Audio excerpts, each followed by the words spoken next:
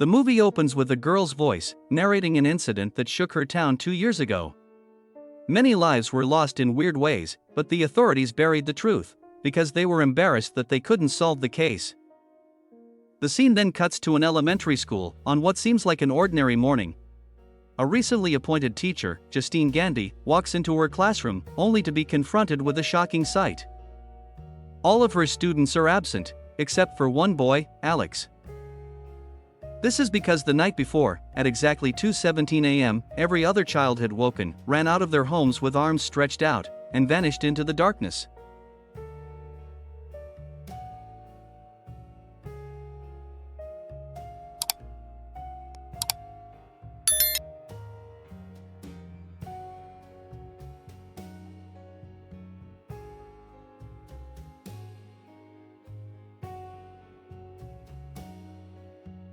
The incident leaves the whole town utterly baffled, sparking a thorough investigation, but nothing comes of it. Alex and Justine are questioned over and over, yet both insist they know nothing. For an entire month, the school remains shut down, but they eventually decide to reopen it for the other students. On the night before its reopening, a large meeting is held, and that is where the story begins. The movie now shifts from Justine's point of view, where she sits among the townspeople in the tense meeting. She steps onto the stage and admits that she's also struggling like them and is desperate for answers. However, her words incite anger rather than sympathy, and the parents accuse her of being responsible for the incident, since it was only her students who went missing. The principal, Marcus, defends Justine while trying to calm the parents. When they become increasingly aggressive, Justine has to be escorted outside, while Marcus holds off the angry crowd from approaching her. Even upon returning home, Justine cannot stay at peace as she's harassed by people who ring her bell and pound on the door before disappearing. And so, the frustrated woman grabs a pepper spray and heads outside, but there's no one in sight. Here, she sees her car has been vandalized, with the word "witch" scrawled across it. The next day at school, Justine meets with Marcus, who asks her to stay off work for a while, as the parents are very furious at her. This disappoints Justine, and she asks to speak at least with Alex, but Marcus refuses.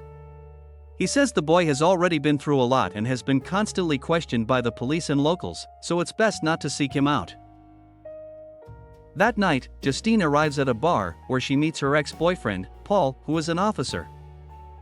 She vents about her recent problems, so he tells her the townspeople are not against her, and they're just hurt. The next morning, Paul wakes up at Justine's place, as it turns out they spent the night together, even though he is married. In the afternoon, she follows Alex, who is heading home from school. The boy heads inside his home, after which Justine also rings the doorbell, but no one answers. She looks around the house, and strangely, all the windows are covered with newspapers. Despite this, Justine discovers a small gap in a window through which she can peek inside. Strangely enough, she sees Alex's parents sitting completely still and silent.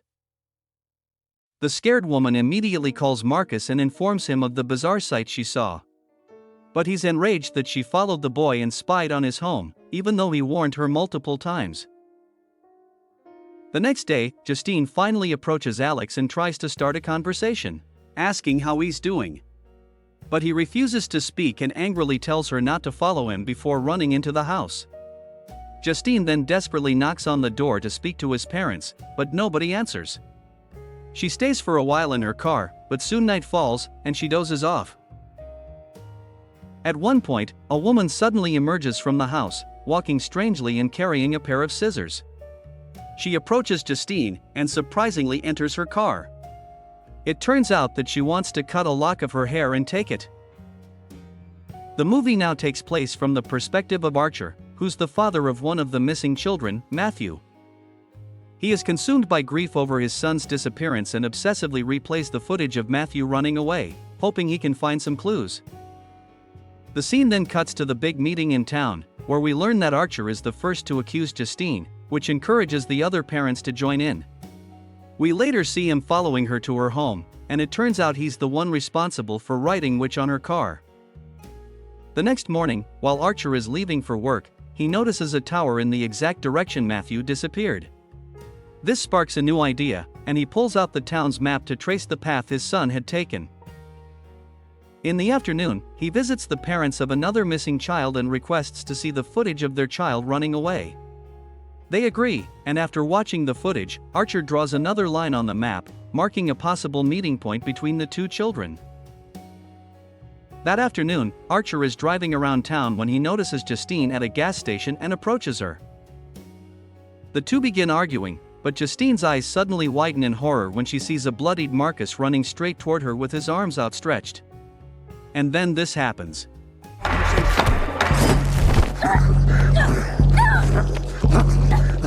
Archer is shocked by this, and he has no choice but to intervene. He begins fighting Marcus while Justine rushes to hide in a nearby convenience store. The movie then shifts from Paul's point of view, where he's on patrol, and notices a junkie acting suspiciously on the street.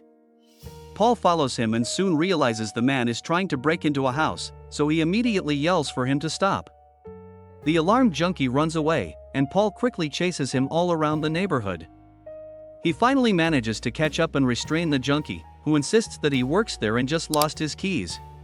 However, Paul knows he's lying and ends up handcuffing the man, who reveals his name as James.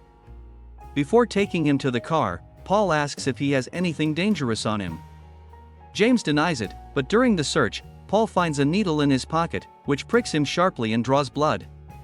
The enraged cop punches James in the face and then rushes to clean his wound.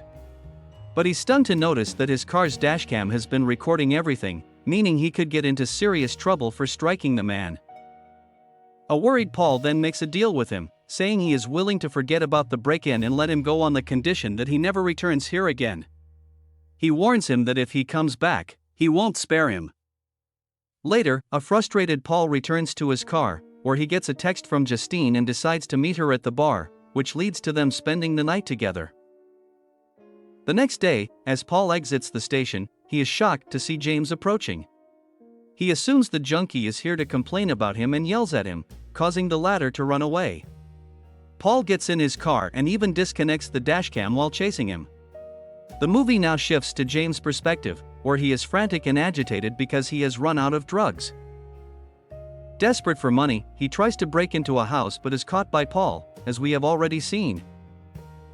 After the cop lets him go, he continues searching for another place to rob and soon comes across Alex's house. He breaks in through a window, and, noticing the eerie silence, he assumes no one is home. James begins moving freely around the house, but soon comes across Alex's parents, which startles him. He tries to apologize, but the couple remains in a trance-like state and doesn't react to anything he says. Relieved, he steals a lot of stuff from the kitchen and is about to leave, but then he hears a faint sound coming from the basement. James opens the door to check, and he's struck with sheer terror when he notices all the missing kids standing there in a trance-like state. A startled James bolts out of the house in panic, while being chased by Alex's parents until he manages to get out of the house. The next day, he arrives at a local pawn shop, where he sells the stuff he stole. But there, James notices a poster that offers a $50,000 reward for anyone who provides information about the missing children. Tempted by the money, he calls the tip line, claiming to know where the children are, and demands payment. But he's told that he must come to the police station, so James reluctantly heads there. Unfortunately, he is spotted by Paul, so he begins running and heads to the woods where he is camped. But then, James comes across a red-haired woman there with heavy makeup, who is waving at him creepily, so the terrified boy rushes into his tent and tries to convince himself that it wasn't real. Moments later, he notices someone outside and grabs a few needles in self-defense. As soon as the tent opens, he quickly attacks, but it turns out to be Paul, who is now stabbed in the face. The officer has had enough and prepares his gun to shoot, but James quickly explains that he knows where the missing kids are, and that's why he went to the station. Paul thinks he's lying, but James insists he can prove it and says the kids are in a basement not far from here. Shortly after, the two arrive in front of the house, and Paul leaves James in the car alone. He rings the doorbell, after which someone lets him inside the house. But a few hours pass, and it's already nightfall, yet he still doesn't come out, which frustrates James. At one point, Paul finally leaves the house, but he shockingly grabs James and drags him back into the house. The movie then shifts to Marcus's perspective, where we see him at the supermarket speaking with Justine over the phone. She urges him to check Alex's house, but he refuses, saying the boy has already been traumatized enough. But when she continues to insist, he finally agrees that he will summon Alex's parents at school and talk with them. However, during the appointment, Marcus is instead visited by the same woman James saw earlier in the woods. She introduces herself as Gladys, and it turns out she is Alex's aunt. Marcus explains that he needs to speak with Alex's parents, but Gladys claims they are sick and cannot leave home. Marcus thus insists he will come by the house, or CPS will have to be involved, which clearly irritates Gladys. The next day, Marcus and his partner, Terry, are seen relaxing at home when they hear the doorbell ringing. Marcus opens the door, and it turns out to be a frantic Gladys, who asks for a glass of water. He tries to refuse, but Terry agrees to help and lets her in. Once inside, she asks for a bowl of water instead of a glass, claiming it's her peculiar habit. After making sure that Marcus hasn't called CPS, Gladys takes out a branch adorned with a ribbon she stole from the principal's office. She suddenly cuts her hand, and then approaches Terry to cut a lock of his hair. Marcus tries to call 911, but Gladys rings a bell, which suddenly causes him to enter a trance-like state. Gladys then wraps Terry's hair around the branch and breaks it in two, which triggers something in Marcus. He attacks Terry and then vomits black liquid all over him. While he brutally headbutts Terry to death, Gladys wraps the lock of Justine's hair around another stick and breaks it, driving Marcus to turn his murderous rage toward her. Shortly after, Marcus runs through the neighborhood, before he finds and attacks Justine at a gas station, but Archer intervenes to protect her. Justine runs into the convenience store, and even though Archer tries to hold him off, Marcus breaks free and follows her. He once again tries to attack Justine, but Archer tackles him into a fridge, hurting himself in the process. During this, Justine manages to escape and tries to drive away, while a possessed Marcus continues following her. A worried Archer also follows them. But then this happens.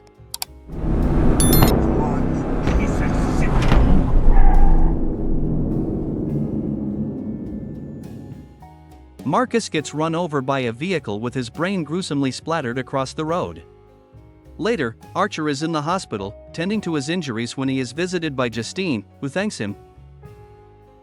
The two then discuss the bizarre situation, and Archer reveals how his son, Matthew, also ran the same way with arms outstretched before he disappeared. He shows her the lines he drew on the map, where the kids' paths could have intersected, and Justine is stunned when she realizes that Alex's house is in the same area. The scene now takes place from Alex's point of view, and we learn that he is a quiet boy, often bullied by Matthew at school. After school, his dad picks him up and tells him that his aunt, Gladys, is coming to live with them because she's very sick. That night, Alex peeks out his window and sees his parents greeting Aunt Gladys. The next morning, as he gets ready for school, he cautiously glances into Gladys's room. He notices a red wig and a plant but is horrified to see a frail, bald woman staring at him. That afternoon after school, Alex waits for his dad to pick him up. But surprisingly, he doesn't come. The boy thus walks home, and upon arrival, he is met with a shocking sight. His parents are sitting motionless in a trance-like state while speaking in robotic voices. As if that wasn't enough, Gladys now looks much healthier and younger than she did that morning. She tries to convince Alex that everything is fine, but he knows deep down that something is wrong. The next morning, Alex joins Gladys and his motionless parents at the dining table. Gladys warns him not to tell anyone at school that she is here, or that his parents are in this bizarre state. Alex doesn't respond, so Gladys performs another ritual right before this happens.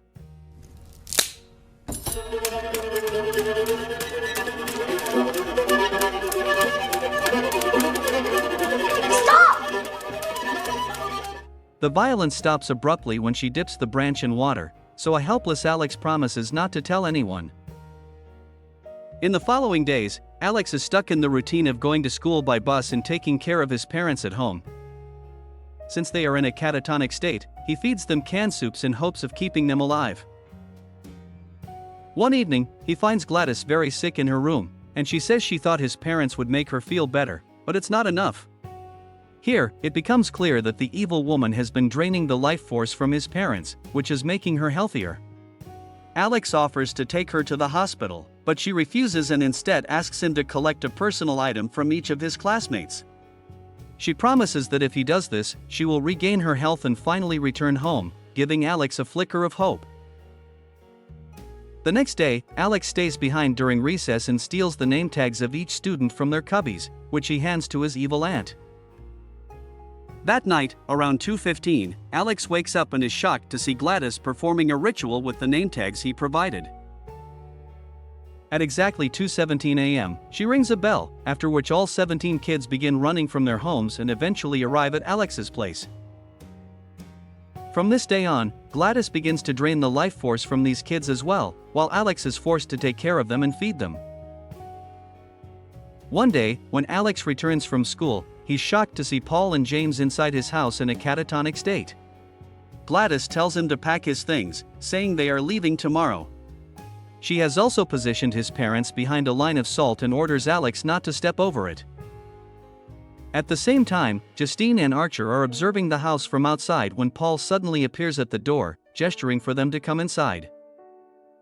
They enter the house and see both Paul and James in a trance-like state, surrounded by a salt line. And then, when Justine accidentally steps on the line, the possessed men suddenly attack them. Upstairs, Alex also crosses the salt line, which causes his parents to turn violent and come after him. Downstairs, Justine slashes Paul's face with a slicer, while Archer and James clash violently and tumble into the basement. Here Archer finally witnesses the missing kids standing in a trance-like state. Upstairs, Alex locks himself in a room, but his parents manage to smash the door and lunge at him. The desperate boy then sprints to Gladys's room and slams the door shut. Meanwhile, Paul is about to kill Justine, but she manages to grab his gun just in time and shoots him dead. Later, James is about to finish off Archer, but Justine shoots him to death as well. Alex, on the other hand, has locked himself in, but his parents are frantically pounding on the door and are about to break it down.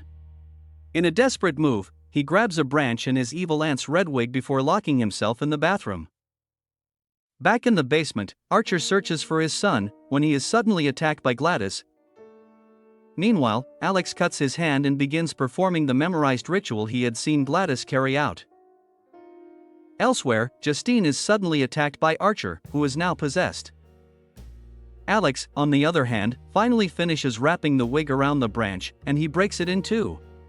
Sensing this, Gladys begins to panic as the kids frantically pour out of the basement.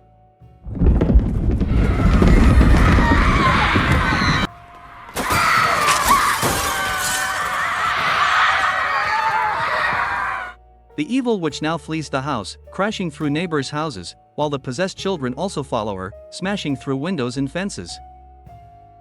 The neighbors are shocked by the sight, and the kids eventually manage to restrain Gladys after an intense chase. At home, Alex's parents are about to reach him, while Justine is being violently attacked by Archer. Meanwhile, the brutal kids descend on Gladys like savage beasts and rip her body apart in a bloody frenzy. Finally, they end her pathetic life, after which Archer also snaps back to reality and bolts out of the house to find his son. Meanwhile, Justine rushes upstairs and sees Alex clutching his parents, but they're still unresponsive. Moments later, Archer finally finds all the children, still catatonic and standing in a circle around the bloody mess. In the final scene, the unseen narrator reveals that Alex's parents are still being fed soup somewhere, but not by him. Alex has left town and now lives with another aunt, who's actually a nice woman. All the children were reunited with their families, and though most remain catatonic, a few have even regained their voices this year. Thus, we reach the end of this movie. Thanks for watching. If you like the movie, support us. Don't forget to subscribe for more movie recaps. See you in the next movie. Goodbye.